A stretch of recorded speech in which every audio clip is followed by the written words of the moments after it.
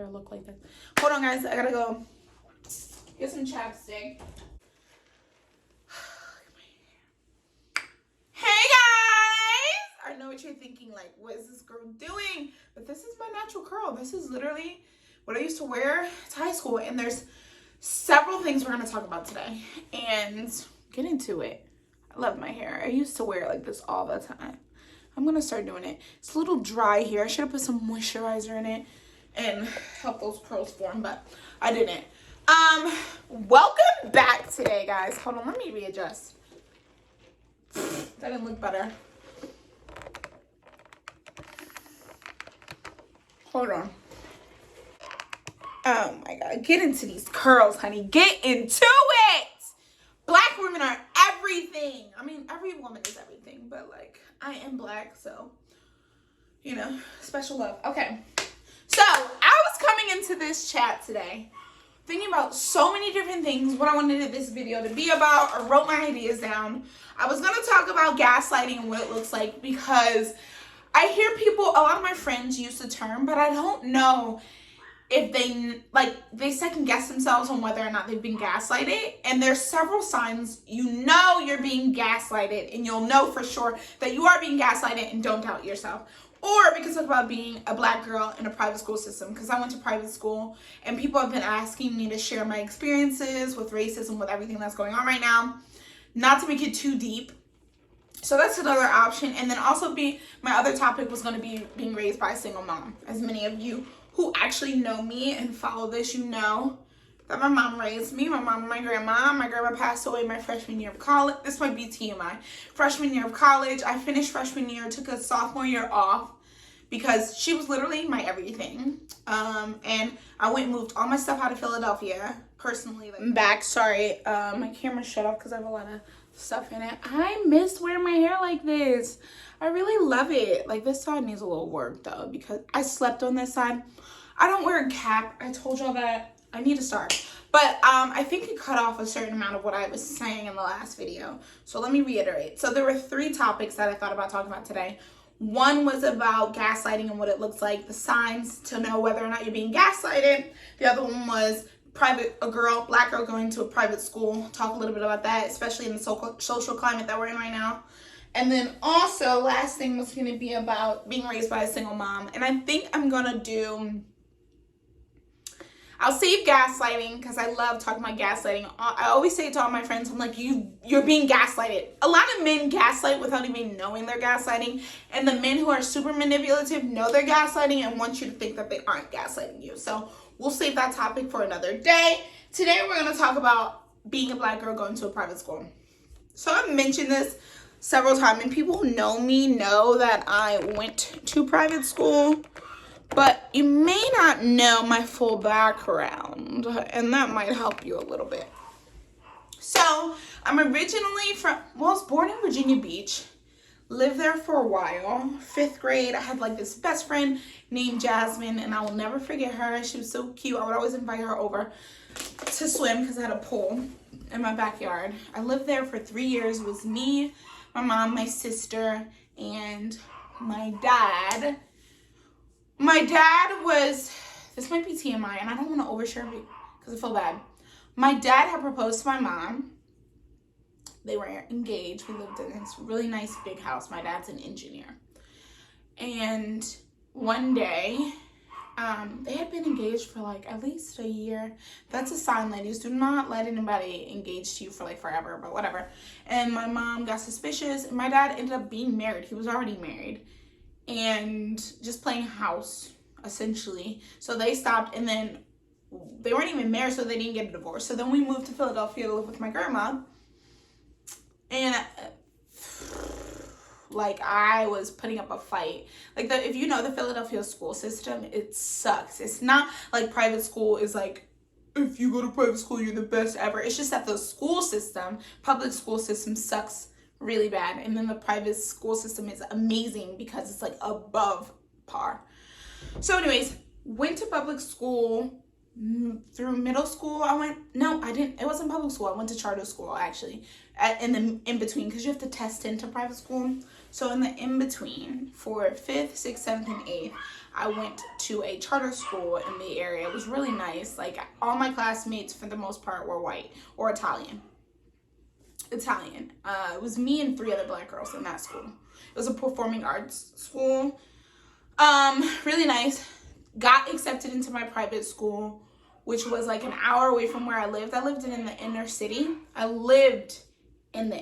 So like, think about that. But my grandma's house was 2 houses put together, so I had more than most of my neighbors. And I never really felt like I was poor, ever.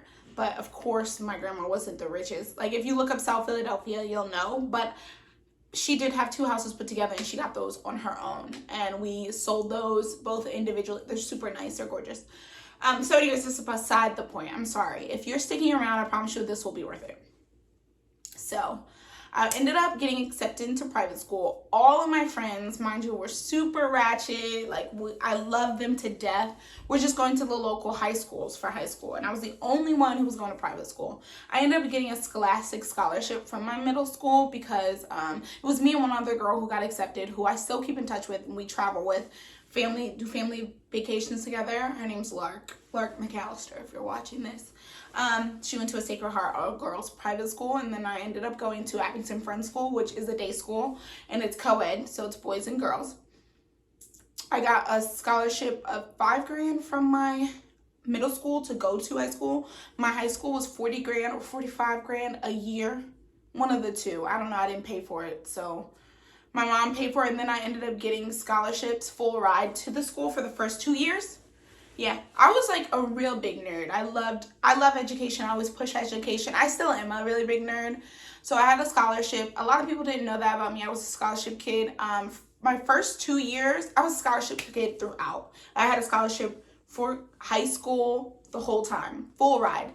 I was literally in classes with the CEOs of big major companies, insurance companies, who had publishing companies, the grandkids of big oil slicks. Like, the exposure was surreal because I was so used to being in the inner city with kids who oftentimes didn't have much.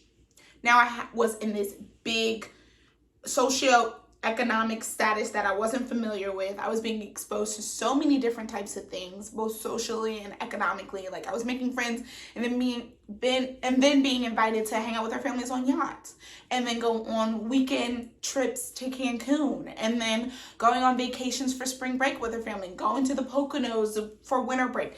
The exposure was so amazing. I made so many network connections. But then on the flip side, when I would go back home every day, I would have my friends who were less fortunate, or not as fortunate as my friends in high school, and didn't really understand what I was doing, and maybe were succumbed to a lot of the statistics. Like, a lot of my friends from middle school ended up pregnant freshman year of high school or sophomore year of high school, had kids, and that's not where I was. So a lot of times when I would go home, they'd be like, why are you trying to be so white? And it wasn't that. I just wanted more for myself. I saw the other side. I had 2 things to compare it to. I was dirt poor, but I was around filthy rich people. Imagine that. A black girl who no one expects to be intelligent or speak well, articulates herself, reaches for her goals, but achieves her goals. I was a sophomore in high school when I got my first internship, unheard of, at a number 4 top news station in Philadelphia. All my classmates were shook. My friends clowned me for it, the ones back home, because they were like, oh, you're just around all these people, you think you're better than, and it wasn't, I never thought I was better than anybody. I just wanted better for me. I slowly but surely lost all of my friends that were back home, like back in South Philadelphia. Like, I keep in touch with at least 4 of them because that's my roots. Like, I've never felt like I was better than anyone. I'll never forget where I came from. And a lot of people who know me only know the private school version of me. No one only my family, my close family, and like my friends from back then know me. Like, I should show you some pictures of me before I went to high school, before I went to my private high school. I was so ratchet, and the things that I was doing, I look back and I'm like, thank gosh I got out of that situation. Because you don't know, if it's all you know and you have nothing to compare it to, the cycle is bound to continue. So I broke the cycle. A lot of my family members are successful and in some way got scholarships. Like, My cousin is a marketing director for a really big company. I have lawyers, 3 doctors.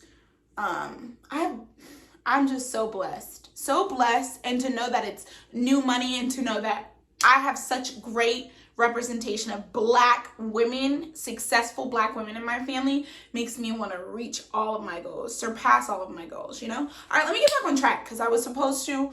So the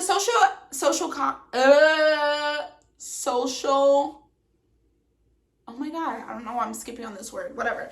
Oh, there we go. The social climate that we're in right now. I've been asked by a lot of my friends to give some examples or like share my story, and I've been hesitant only because I feel like there's conversations that a lot of people in the Black community are not ready to have. And so I'd rather not say anything before I have an argument with someone, because that's not my goal. But anyways, let me just share one of my stories about being in private school, and the first time I really got a taste of microaggressions, I would say, or slight racism. I'm sure, because I grew up in an all-Black community, no one was being racist towards me. It wasn't until I went to high school when I was exposed to filthy rich people who were not Black. So anyways, I was in my sophomore year geometry class. I was in AP geometry, and it was amazing. My teacher was really cool. And I was sitting down. Mind you, I had my curly hair. I told you I used to wear my hair natural all the time. All the time. Never had a perm, no nothing. I had really long hair, and it was curly, and it was down. Looked just like this, but longer. Like maybe down here. And one of my classmates looks over to me. She will remain nameless, and she is, of course, Caucasian. Not of course. I should not say of course. See, I don't want to offend anyone. That's not my goal. But she was not African American. She looks at me and she goes, "You know, you look way prettier with your hair straight." Because I would straighten my hair every now and then for like yearbook photos or something. And to some people that may not seem like much, but to me it's like somehow my natural me, all of me, was not good enough. That's the way a sophomore, however old I was looking at it. Black girl, the only one in an AP geometry class, was looking at it. Like I was somehow inadequate because of the way I looked. That's the way it translated for me. So sure enough, she didn't even realize, I'm sure she didn't even realize what she was doing in that moment. But the rest of the school year and until I graduated, I straightened my hair every single day. I would wake up an hour, even if it would start to curl up, and straighten my hair every single day for school. And it's I know this isn't like a big, impactful story, but it meant a lot to me, and it changed the way I navigated throughout the course of my education in high school. And I just say that to say, be careful what you say to people, because you don't all come from the same background. You're not all raised the same way. Just be mindful, because your words have, sorry guys, I cut off, but that's all I wanted to share today anyway. Just some food for thought. I hope that this makes you more mindful of your words, the way you interact with other people who may not be exactly like you or look like you, have the same religion, come from the same background, socioeconomic status, and be kind to one another. Again, I'm sorry if this felt really heavy.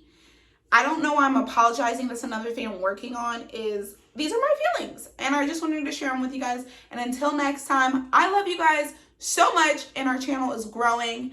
And until next time, Ugly out. Have a fantastic day, guys.